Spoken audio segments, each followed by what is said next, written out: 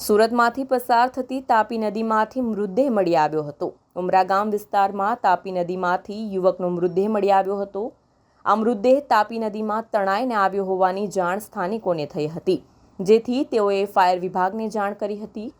ઘટના અંગેની જાણ થતાં જ ફાયર વિભાગ અને પોલીસનો કાફલો ઘટના સ્થળે દોડી ગયો હતો। ઉમરા ગામમાં દમણ ફળિયા નજીક તાપી કિનારા પાસેથી આ યુવકનો મૃતદેહ મળી આવ્યો હતો।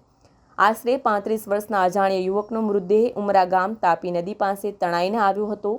સ્થાનિકોએ ફાયર વિભાગને જાણ કરતા ફાયર વિભાગે આ મૃતદેહને બહાર કાઢ્યો હતો। ફાયર વિભાગે યુવકનો મૃતદેહ બહાર કાઢી ઉમરા પોલીસને મૃતદેહ સોંપ્યો હતો।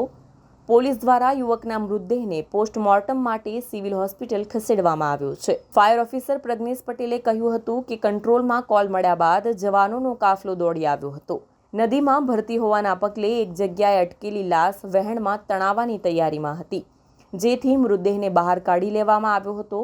ત્યારબાદ પોલીસને મૃતદેહ સોંપી દેવામાં આવ્યો હતો।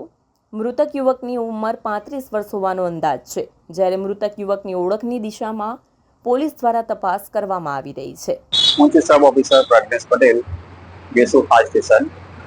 અમને જે આ કોલ કંટ્રોલ દ્વારા મળેલ અને અમારી ફાયરની ટીમ ઘટના સ્થળે પહોંચી તાત્કાલિક જે જગ્યા પર અમે ગયા તે જગ્યાએ પાણીની ભરતી ચાલુ હતી અને લાશ એક જગ્યા પરથી બીજી જગ્યા પર જવા માંડી હતી, એટલે અમારા જવાનો તાત્કાલિક ઉતરી લાશને પકડી બહાર કાઢી અને પોલીસને કબજો સોંપી અને અમે પરત થઈ ગયા। અને જે વ્યક્તિને કાઢી છે એની ઉંમર આશરે 30 થી 35 ની વચ્ચે હશે।